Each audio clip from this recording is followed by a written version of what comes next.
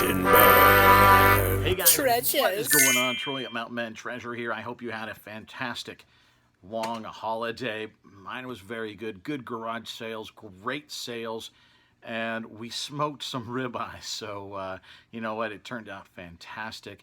I've spent most of the day, this is Monday when I'm putting this together, spent most of the day actually packing items. We're past 24. I think we're approaching 30 things that I packed up today. So a fantastic weekend, did really, really well. I hope all of you guys did well as well. And that's what we talk about here on this channel. We do a lot of what solds. We show you that. That's actually coming up tomorrow. We'll do what sold Wednesday. We look at garage sales. I've been taking you to a lot of garage sales lately. I've got footage from a couple more sales left, so that probably showing up later in the week. We look at bolos. We look at things that you need to be on the lookout for. We do all that sort of stuff around reselling for folks that sell online on whether it's Facebook Marketplace or Mercari or Poshmark or eBay.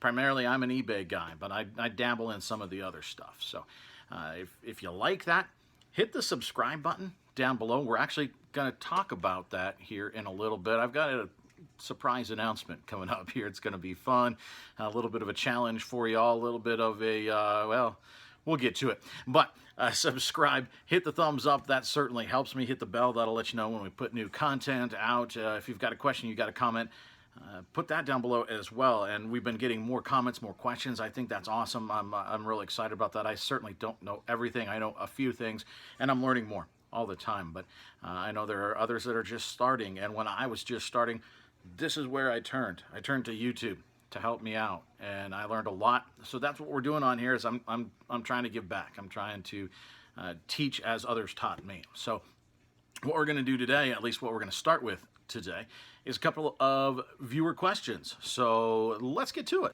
So the first one that we're going to answer today, right there from Nikki and Gary, wondering about auctions. I've been running a few more auctions lately. I kind of get a kick out of them. You know, that they're still a little bit scary. I don't do a ton of them, but I do them a little bit. I think for the most part, you're going to get more bang for your buck out of just to buy it now, sitting and waiting. But there are items where sometimes it makes sense, or sometimes it's like, you know what? Let's give it a shot. Let's see what happens.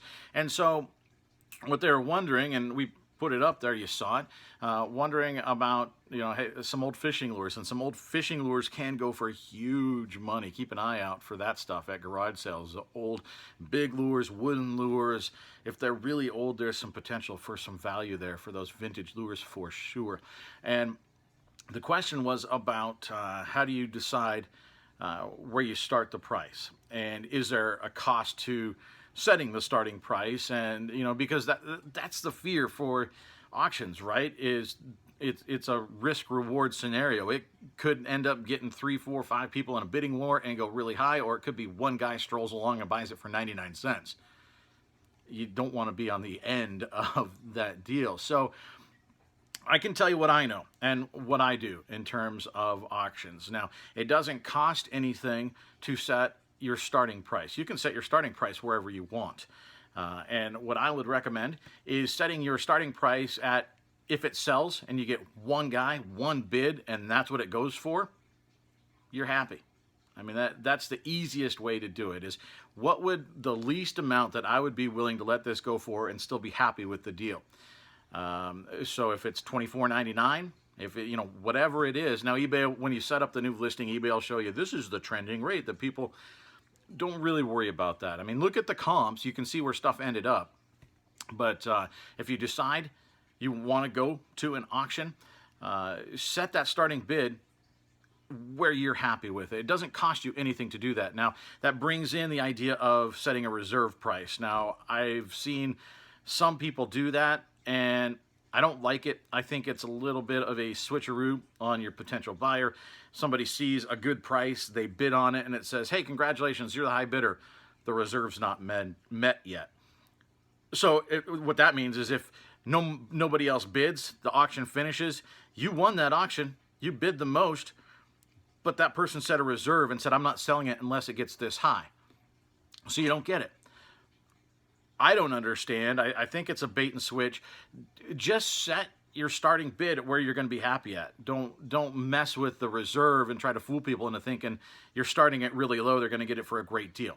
It's not worth it. So I would not suggest doing reserves. Now, if you want, there is an app, and I've mentioned it before. It's a really cool app. It's called What's It Worth? All slammed together. What's It Worth? One word.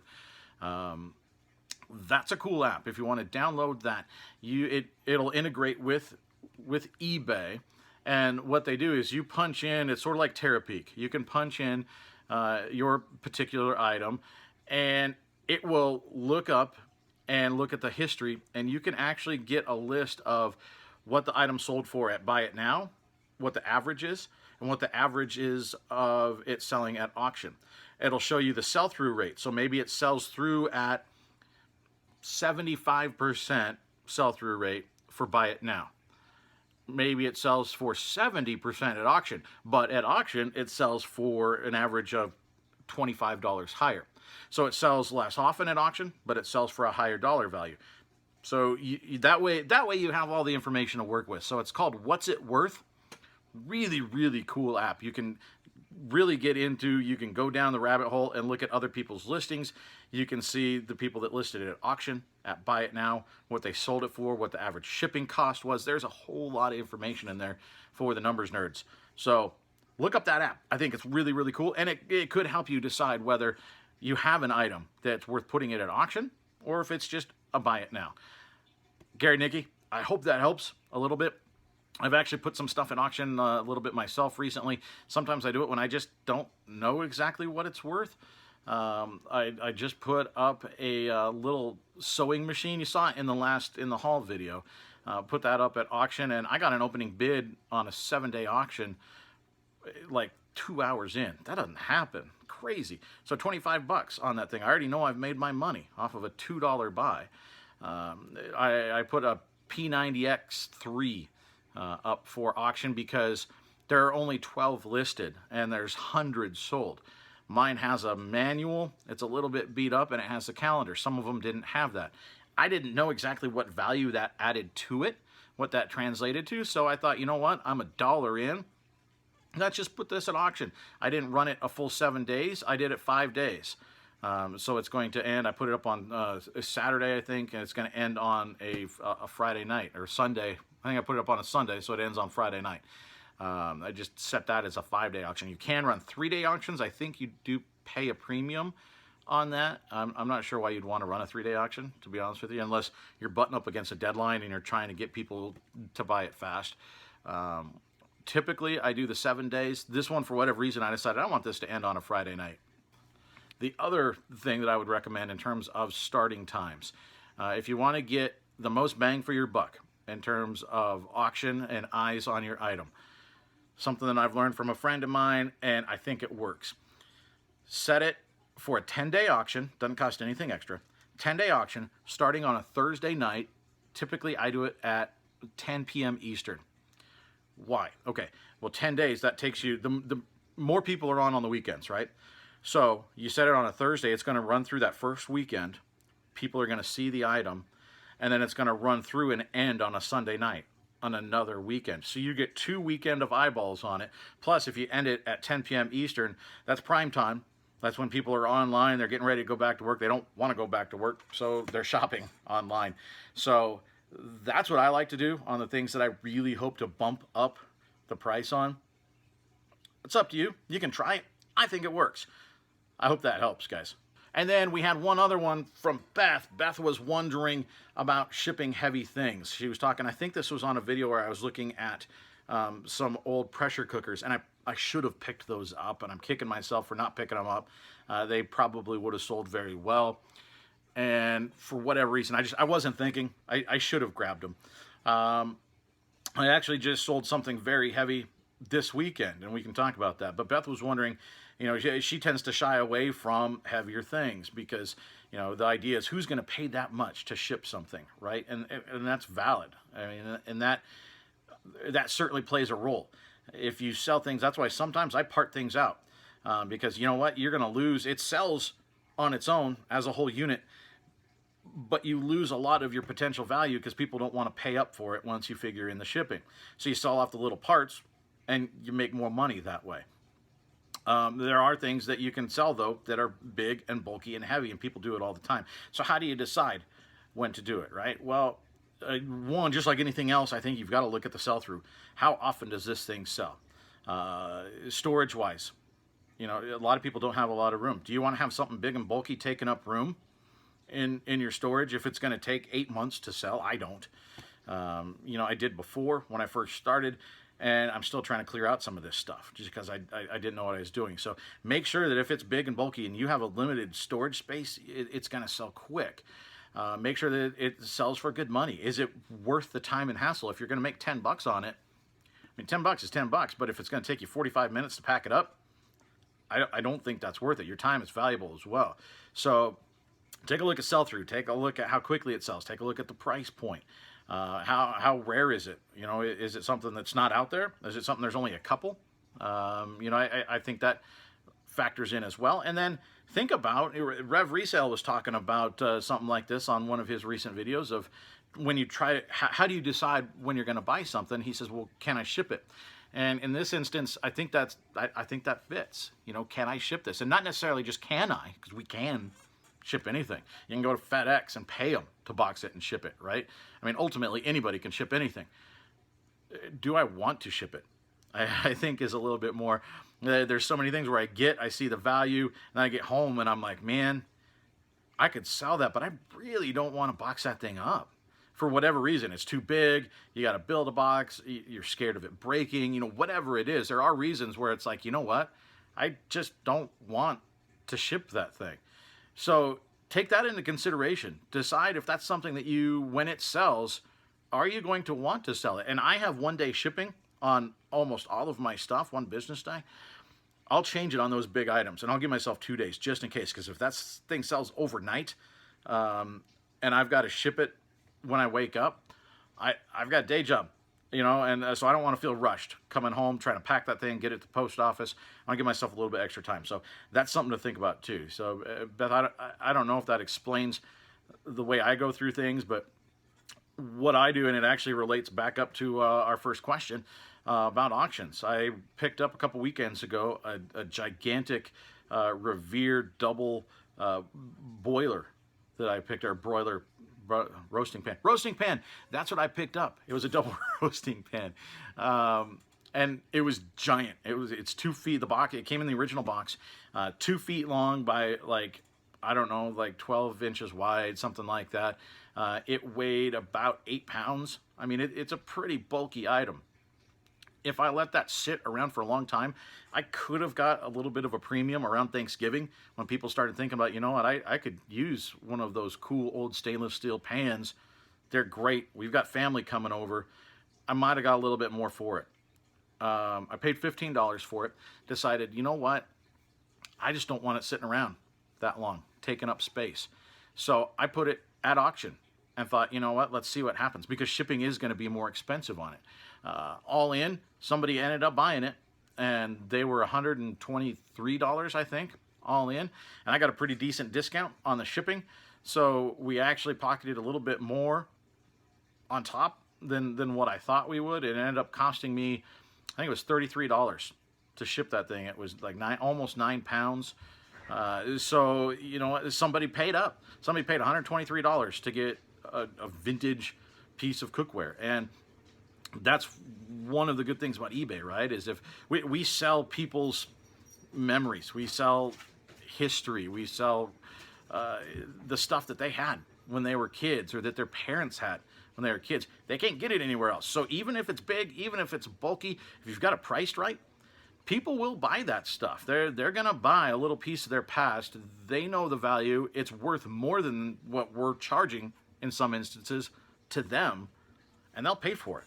So it's something to think about. I know we rabbit trailed all over there, but hopefully that answered the question. We've answered questions, and now it's time to answer the biggest question. I said at the beginning we had an announcement. What's the announcement, Troy? What could the announcement be?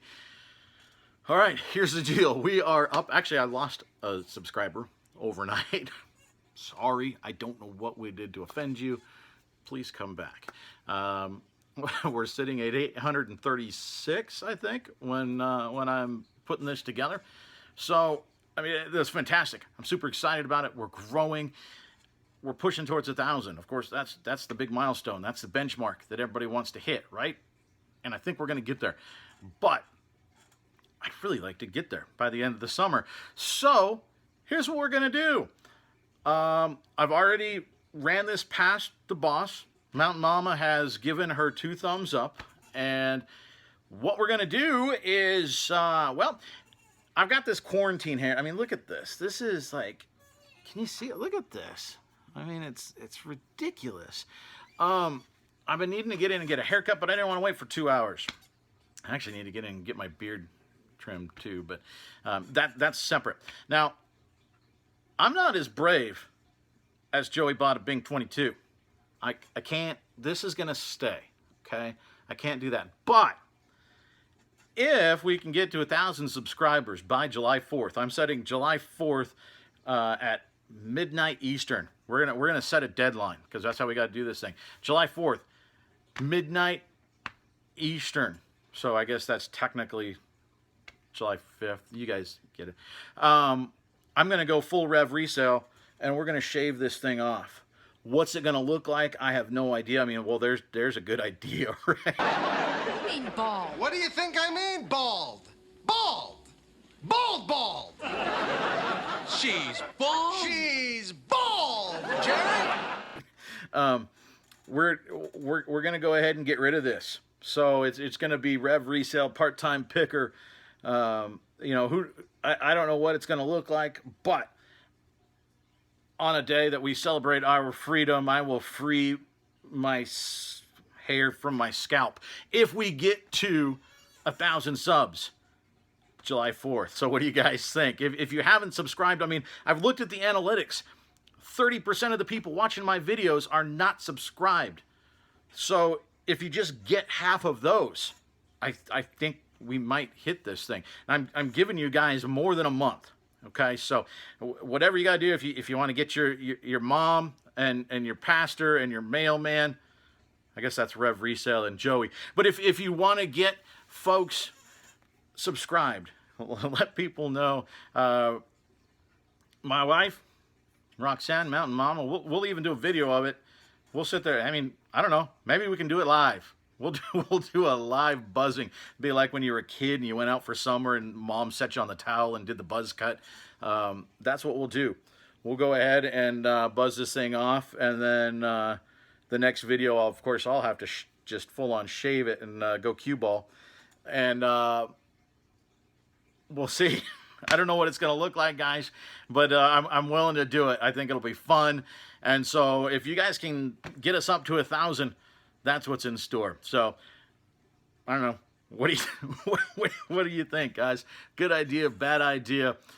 I don't know, but it's an idea, and we like to have fun on this channel, so that's what we're gonna do. Let me know down below what you think. If this is a good idea, if this is a bad idea, if this is going to somehow help me as a bald bearded reseller. Maybe this is something that I've been missing out on.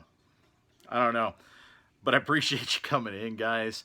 Have a great day, and I hope to see you back here tomorrow.